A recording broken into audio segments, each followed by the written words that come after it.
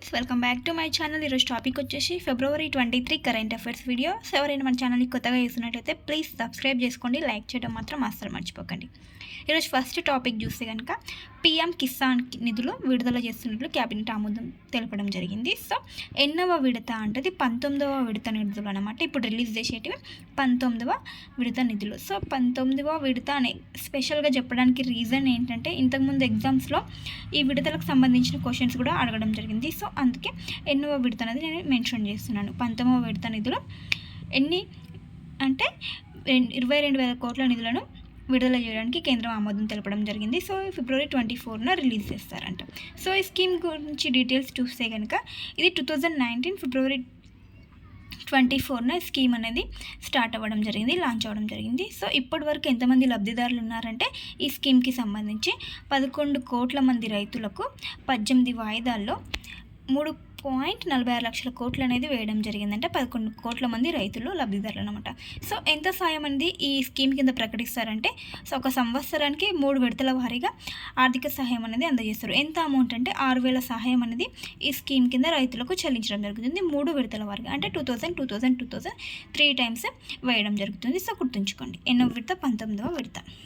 Next వచ్చేసి ప్రధానమంత్రి ముఖ్య కార్యదర్శిగా శక్తికాంత్ దాస్ గారిని నియమించడం జరిగింది. సో ఇతను 2వ ముఖ్య కార్యదర్శి అన్నమాట. ఆల్రెడీ ఇంతకుముందు ఒక ముఖ్య కార్యదర్శి అంటే PK మిశ్రా మొదటి ముఖ్య కార్యదర్శిగా ఉన్నాడు. సో ఇతను ఇప్పుడు శక్తికాంత్ దాస్ని అదనంగా 2వ ముఖ్య కార్యదర్శిగా నియమించడం జరిగింది. సో శక్తికాంత్ దాస్ వచ్చేసి RBI మాజీ గవర్నర్ అనమాట. ఎన్నో గవర్నర్ అంటే 25th governor, RBI reserve bank of India యొక్క మాజీ గవర్నర్. ప్రజెంట్ ఇప్పుడు ఎవరు ఉన్నారంటే Sanjay Malhotra 26th governor, reserve bank RBI governor present. Next current affair చూస్తే కనుక జాతీయ యువ జీవ వైవిధ్య సదస్సు ఎక్కడ జరుగుతుంది అంటే తెలంగాణలోని హైదరాబాద్లో జరుగుతుంది. ఎక్కడ అంటే కన్హా శాంతివనంలో ఈ సదస్సు అనేది జరుగుతుంది. జాతీయ యువ జీవ వైవిధ్య సదస్సు అనేది జరుగుతుంది. సో ఎవరి ఆధ్వర్యంలో అంటే తెలంగాణ జీవ వైవిధ్య బోర్డు ఆధ్వర్యంలో ఈ మొట్టమొదటి జాతీయ యువ జీవ వైవిధ్య సదస్సు అనేది జరగబోతుంది. February 20 నుంచి 22 మధ్యలో ఈ సదస్సు అనేది జరిగింది. సో ఈ సదస్సు సందర్భంగా గవర్నర్ అయినటువంటి జిష్ణుదేవ్ వర్మ ఒక డిక్లరేషన్ని ప్రకటించడం జరిగింది. ఈ సదస్సులో హైదరాబాద్ డిక్లరేషన్ అనేది ప్రకటించడం జరిగింది. ఇందులో 9 అంశాలతో ఈ డిక్లరేషన్ని ప్రకటించడం జరిగింది. సో గుర్తుంచుకోండి, జాతీయ యువ జీవ వైవిధ్య సదస్సు తెలంగాణలో జరిగింది. ఇక్కడ అంటే హైదరాబాద్లోని కన్హా శాంతివనంలో. నెక్స్ట్ కరెంట్ అఫైర్ వచ్చేసి విద్యా యువత సాధికారతతో 2050 నాటికి అభివృద్ధి చెందిన తెలంగాణ ఒక సదస్సుతో ఇది హైదరాబాద్లో జరిగింది. ఈ సదస్సు విద్యా యువత సాధికారతతో 2050 నాటి అభివృద్ధి చెందిన తెలంగాణ సదస్సు హైదరాబాద్లో జరిగింది. సో ఏ సంస్థలు నిర్వహించాయంటే భారత పరిశ్రమల సమాఖ్య అండ్ తెలంగాణ డెవలప్మెంట్ ఫోరం, ఈ 2 కలిసి ఈ సదస్సును సంయుక్తంగా నిర్వహించడం జరిగింది. సో ఎక్కడ జరిగిందో గుర్తుంచుకోండి. నెక్స్ట్ కరెంట్ అఫైర్ వచ్చేసి జపాన్లో ఒక టెస్ట్ సిటీని నిర్మించబోతున్న కంపెనీ నేమ్ వచ్చేసి టయోటా. ఇది ఒక ఆటోమొబైల్ కంపెనీ, దిగ్గజ కంపెనీ. తన యొక్క టెస్ట్ సిటీని జపాన్లో నిర్మించబోతుంది. సో ఎక్కడ అంటే జపాన్లోని మౌంట్ ఫుజీకి సమీపంలో ఉన్నటువంటి వూవెన్ సిటీలో ఈ టెస్ట్ సిటీని నిర్మించబోతుంది. సో ఈ టెస్ట్ సిటీ ఏంటంటే రోబోలని మరియు AI యంత్రాలు, అటానమస్ వాహనాలను పరీక్షిస్తుందంట. ఈ టెస్ట్ సిటీలో రోబోలని, ఆర్టిఫిషియల్ ఇంటెలిజెన్స్ యంత్రాలని, అటానమస్ వాహనాలని ఇవి పరీక్షించడానికి టెస్ట్ సిటీని నిర్మించబోతుందంట. సో ఎంత ఖర్చుతో అంటే $10 బిలియన్ ప్రాజెక్టు వ్యయంతో ఈ టెస్ట్ సిటీని జపాన్లో నిర్మించబోతున్న కంపెనీ ఏంటి? టయోటా. గుర్తుంచుకోండి. నెక్స్ట్ వచ్చేసి ఇటీవల ఆంధ్రప్రదేశ్ ఒక యాప్ని తీసుకురావడం జరిగింది. మహిళల రక్షణకు సంబంధించి, మహిళలు మరియు పిల్లల రక్షణకు సంబంధించి సురక్ష అనే యాప్ని తీసుకొచ్చిన రాష్ట్రం అంటే ఆంధ్రప్రదేశ్. సో ఈ యాప్ను వచ్చేసి మార్చి 8న ప్రారంభించబోతున్నారంట. మహిళా దినోత్సవం సందర్భంగా మార్చి 8న ప్రారంభిస్తారంట. నెక్స్ట్ కరెంట్ అఫైర్ చూస్తే కనుక మారిషస్ దేశం తన 57వ స్వాతంత్ర దినోత్సవ వేడుకలకు ప్రధానమంత్రి నరేంద్ర మోడీ గారిని ముఖ్య అతిథిగా ఆహ్వానించడం జరిగింది. ఇప్పుడు జరగబోయే 57వ స్వాతంత్ర దినోత్సవ వేడుకలకు. సో March 12న స్వాతంత్ర దినోత్సవం జరగబోతుందంట. ఎప్పుడు ఏర్పడిందంటే ఈ దేశం బ్రిటిష్ పాలకుల నుంచి ఎప్పుడు విముక్తి పొందిందంటే 1968 మార్చి 12న స్వాతంత్రం లభించిందంట ఆ దేశానికి. సో ఇప్పుడు March 12న ముఖ్య అతిథిగా ఏ దేశం యొక్క నేతను ఆహ్వానించిందంటే మన భారతదేశం నుండి ప్రధానమంత్రి నరేంద్ర మోడీని ఆహ్వానించడం జరిగిందనమాట.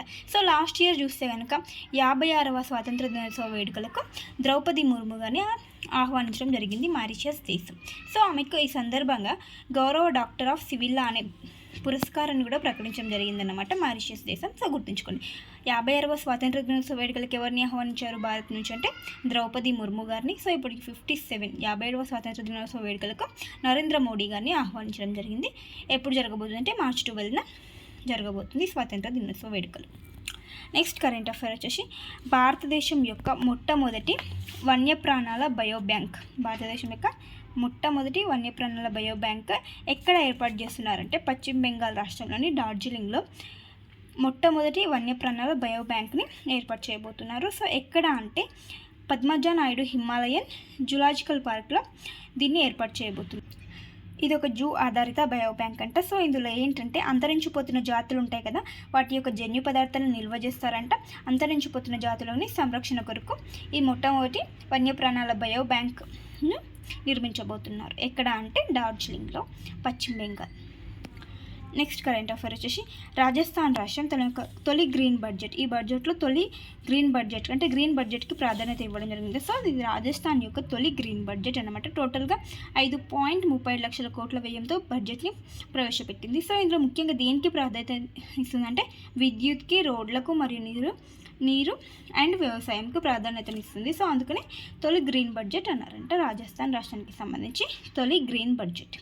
నెక్స్ట్ కరెంట్ అఫైర్ వచ్చేసి ఆలీ ఐ లిగాంగ్ అనే ఒక ఫెస్టివల్ ఏ తెగకు సంబంధించిందంటే మిస్సింగ్ తెగకి సంబంధించింది. ఆలీ ఐ లిగాంగ్ అనే ఫెస్టివల్. సో ఈ తెగ ఎక్కడ ఉందంటే అస్సాం స్టేట్లో ఉంది. ఈ తెగ ఈ ఫెస్టివల్ని జరుపుకోబోతుందంట ఆలీ ఐ లిగాంగ్. సో ఈ ఫెస్టివల్ ఏంటంటే విత్తనాల సీజన్ ప్రారంభాన్ని సూచిస్తుందంట. ఒక వ్యవసాయ పండుగ లాంటిది. విత్తనాల సీజన్ ప్రారంభాన్ని సూచిస్తూ ఈ పండుగని జరుపుకుంటారంట. ఆలీ ఐ లిగాంగ్ ఏ తెగకు సంబంధించింది మిస్సింగ్. ఏ రాష్ట్రంలో జరుపుకుంటారు? అస్సాం. నెక్స్ట్ కరెంట్ అఫైర్ వచ్చేసి అంతర్జాతీయ కళా ప్రదర్శనకు వేదికగా హైదరాబాద్ నిలిచిందనమాట. అదేంటంటే టెంట్లు, టెరాకోటా మరియు సమయం యొక్క స్థలాకృతి అనే అంతర్జాతీయ కళా ప్రదర్శనకు హైదరాబాద్ ఆతిథ్యం ఇవ్వబోతుంది. సో దీన్ని ఎవరి ఆధ్వర్యంలో నిర్వహిస్తున్నారంటే సృష్టి ఆర్ట్ గ్యాలరీ అండ్ గోదే జెంట్రం ఈ రెండు కలిసి ఈ అంతర్జాతీయ కళా ప్రదర్శనను నిర్వహించబోతున్నాయి. సో ఇక్కడ హైదరాబాద్ గుర్తుంచుకోండి. నెక్స్ట్ కరెంట్ అఫైర్ వచ్చేసి ISS మిషన్ కోసం ఒక వైకల్యంతో ఉన్నటువంటి వ్యోమగామిని పంపించబోతుంది ISS మిషన్ కోసం. సో ఏ సంస్థ అంటే యూరోపియన్ స్పేస్ ఏజెన్సీ తన ISS మిషన్ కోసం జాన్ మెక్ఫాల్, ఇతను మాజీ పారాలింపియన్ ఛాంపియన్ అంట. సో జాన్ మెక్ఫాల్ అంటే కృత్రిమ కాలుతో ఉన్నటువంటి జాన్ మెక్ఫాల్ను ISS మిషన్ కోసం సెలెక్ట్ చేయడం జరిగింది వైకల్య వ్యోమగామి. సో ఏ దేశం? యూరోపియన్ స్పేస్ ఏజెన్సీ ప్రకటించడం జరిగింది. సో గుర్తుంచుకోండి. నెక్స్ట్ కరెంట్ అఫైర్ వచ్చేసి సరిహద్దు బలగాల మధ్య హాట్లైన్ అనే సదుపాయాన్ని కల్పించడం జరిగింది. సరిహద్దు బలగాల మధ్య. సో ఇది హాట్లైన్ ఏ రెండు దేశాలకు సంబంధించిందంటే భారతదేశం అండ్ బంగ్లాదేశ్కి సంబంధించింది. సో ఈ రెండు దేశాల మధ్య సరిహద్దులో ఒక కంచెని ఏర్పాటు చేయడం కోసం 99 కొత్త ప్రాంతాలను రెండు దేశాలు గుర్తించాయంట. 99 కొత్త ప్రాంతాలు. సో టోటల్గా 4096 కిలోమీటర్ల పొడవైన సరిహద్దులో కంచె లేని ప్రాంతాల్లో కంచె వేయుటకు ఇరు దేశాల మధ్య అంగీకారం అనేది కుదిరింది. సో గుర్తుంచుకోండి, హాట్ లైన్ ఏ రెండు దేశాల మధ్య సరిహద్దు లేక అంటే భారత్ బంగ్లాదేశ్ మధ్య సరిహద్దు సదుపాయం కోసం ఈ హాట్లైన్ సదుపాయాన్ని తీసుకురావడం జరిగింది. నెక్స్ట్ వచ్చేసి దులారీ కన్యా యోజన అనే స్కీమ్ యొక్క ఎన్హాన్స్మెంట్ అంటే విస్తరించడంతో అరుణాచల్ ప్రదేశ్ వార్తల్లో ఉంది. సో ఈ స్కీమ్ వచ్చేసి ఎప్పుడు లాంచ్ చేసిందంటే 2016 ఆగస్ట్ 15న ఈ స్కీమ్ అనేది అరుణాచల్ ప్రదేశ్ లాంచ్ చేయడం జరిగింది. దులారీ కన్యా యోజన ఏ రాష్ట్రానికి సంబంధించింది అంటే అరుణాచల్ ప్రదేశ్కి సంబంధించింది.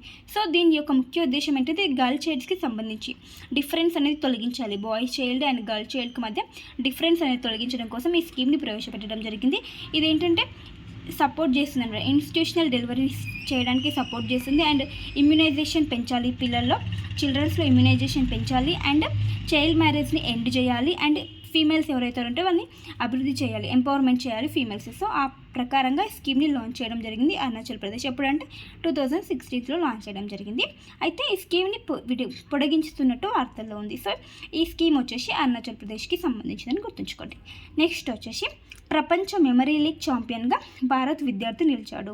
సో అతని నేమ్ ఏంటంటే విశ్వరాజ్ కుమార్, 20 ఇయర్సే. సో ఇతను ప్రపంచ మెమరీ లీగ్ ఛాంపియన్గా నిలవడం జరిగింది. సో ఇతను ఏంటంటే 80 ర్యాండమ్ నెంబర్స్ని 13 8.50 సెకండ్స్లో గుర్తించాడంట. నెక్స్ట్ అదేవిధంగా 30 చిత్రాలను 8.40 సెకండ్స్లో గుర్తించి ప్రపంచ మెమరీ లీగ్ ఛాంపియన్గా నిలిచాడు. సో నేమ్ గుర్తుంచుకోండి, భారత విద్యార్థి ఎవరు? Vishvaraj Kumar, 2025 memory league champion విజేత. నెక్స్ట్ వచ్చేసి నయన అమృతం 2.4 అనే ఒక కార్యక్రమంతో ఏ స్టేట్ వార్తల్లో ఉందంటే కేరళ. ఈ నయనామృతం 2.4 ఏంటంటే ఏఐ ఆధారిత కంటి పరీక్ష అంట. ఏఐ ఆధారిత కంటి పరీక్ష. సో దీని యొక్క స్పెషాలిటీ ఏంటంటే ప్రపంచంలోనే మొట్టమొదటి ప్రభుత్వ నేతృత్వంలోని ఏఐ సహాయక శ్రేణి.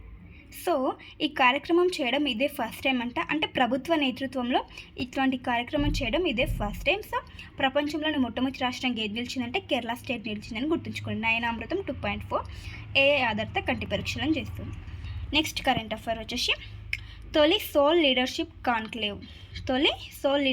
కాన్క్లేవ్ని న్యూఢిల్లీలో ప్రధానమంత్రి నరేంద్ర మోడీ గారు ప్రారంభించడం జరిగింది. ఎక్కడ అంటే భారత్ మండపంలో స్టార్ట్ చేశారు. సో సోల్ అంటే ఏంటంటే స్కూల్ ఆఫ్ అల్టిమేట్ లీడర్షిప్. ఇది లీడర్షిప్కి సంబంధించింది అనమాట. నాయకత్వ లక్షణాలకి, నాయకత్వాన్ని అభివృద్ధి చేయాలని దానికి సంబంధించింది. సో వికసిత్ భారత్ కోసం నాయకత్వ అభివృద్ధిని నొక్కి చెప్తుందంట ఈ కాన్క్లేవ్. తొలి సోల్ లీడర్షిప్ కాన్క్లేవ్ అనమాట. ఎక్కడ జరిగిందంటే న్యూఢిల్లీలో జరిగింది. ఎవరు ప్రారంభించారంటే నరేంద్ర మోడీ గారు ప్రారంభించడం జరిగింది. సో ఇటీవల ఏంటంటే సోల్ క్యాంపస్ని కూడా ఏర్పాటు చేయడం జరిగింది. ఎక్కడ అంటే గుజరాత్కి సమీపంలో ఉన్నటువంటి గిఫ్ట్ సిటీలో ఈ సోల్ క్యాంపస్ని కూడా ఏర్పాటు చేయడం జరిగిందనమాట. నెక్స్ట్ వచ్చేసి మైక్రోసాఫ్ట్ వచ్చేసి మాగ్మా అనే ఒక ఏఐ మోడల్ని ఆవిష్కరించడం జరిగింది. సో గుర్తుంచుకోండి, నేమ్ మాగ్మా ఒక ఏఐ మోడల్ మైక్రోసాఫ్ట్కి సంబంధించింది. సో ఇది ఏంటంటే వాస్తవ ప్రపంచంలో రియాలిటీ వరల్డ్లో చూడగల, చదవగల మరియు చర్య తీసుకోగల ఏఐ మోడల్ అంట. ఇది చూడగల, చదవగల మరియు చర్య తీసుకోగల ఏఐ మోడల్ అంట మైక్రోసాఫ్ట్ యొక్క మాగ్మా ఏఐ మోడల్. సో దీన్ని ఏ సంస్థలు అభివృద్ధి చేశాయంటే మైక్రోసాఫ్ట్ రీసెర్చ్, మేరీల్యాండ్ విశ్వవిద్యాలయం, విస్కాన్సిన్ మాడిసన్స్ విశ్వవిద్యాలయం, నెక్స్ట్ కేఐఎస్టీ అండ్ వాషింగ్టన్ విశ్వవిద్యాలయం దీన్ని అభివృద్ధి చేయడం జరిగింది, ఈ మాగ్మా అనే ఏఐ మోడల్ని. నెక్స్ట్ కరెంట్ అఫైర్ వచ్చేసి ప్రపంచంలోనే అతిపెద్ద వర్టికల్ ప్రొపెల్లెంట్ మిక్సర్. దీన్ని ఏ సంస్థ అభివృద్ధి చేసిందంటే ఇస్రో అభివృద్ధి చేయడం జరిగింది. ప్రపంచంలోనే అతిపెద్ద వర్టికల్ ప్రొపెల్లెంట్ మిక్సర్ అంట. సో ఇస్రో అభివృద్ధి చేయడం జరిగింది. సో దీన్ని ఘనచోదక ఉత్పత్తి కోసం ఏర్పాటు చేశారంటే దీని యొక్క 10 టన్నుల వర్టికల్ ప్రొపెల్లెంట్ మిక్సర్ అంట. 10 టన్నుల వర్టికల్ నిలువు ప్రొపెల్లెంట్ మిక్సర్ని అభివృద్ధి చేసింది. స్వదేశీ మిక్సర్ అంటే స్వదేశీ టెక్నాలజీతో దీన్ని అభివృద్ధి చేయడం జరిగింది. ఇస్పోసో స్వదేశీ మిక్సర్ అని గుర్తుంచుకోండి. అయితే ఏ సంస్థ సహకారంతో అంటే సిఎంటిఐ, బెంగళూరుకి చెందినటువంటి సిఎంటిఐ అనే ఒక సంస్థ సహకారంతో ఇస్రో అభివృద్ధి చేయడం జరిగింది. సో ఇదేంటంటే ఘన రాకెట్ మోటార్ తయారీ యొక్క సామర్థ్యం మరియు భద్రతను పెంచుతుందంట ఈ మిక్సర్. ఘన రాకెట్ మోటార్ తయారీ సామర్థ్యాన్ని పెంచుతుంది అండ్ భద్రతను పెంచుతుందంట వర్టికల్ ప్రొపెల్లెంట్ మిక్సర్. సో గుర్తుంచుకోండి, ప్రపంచంలోనే అతిపెద్ద వర్టికల్ ప్రొపెల్లెంట్ మిక్సర్ని ఇస్రో అభివృద్ధి చేసింది, స్వదేశీ మిక్సర్. సో ఇవ్వండి ఫ్రెండ్స్ ఈరోజు ఇంపార్టెంట్ కరెంట్ అఫైర్స్. వీడియో నచ్చితే ప్లీజ్ లైక్ చేయండి, షేర్ చేయండి, అలాగే సబ్స్క్రైబ్ చేసుకోండి. Thank you for watching. Bye bye.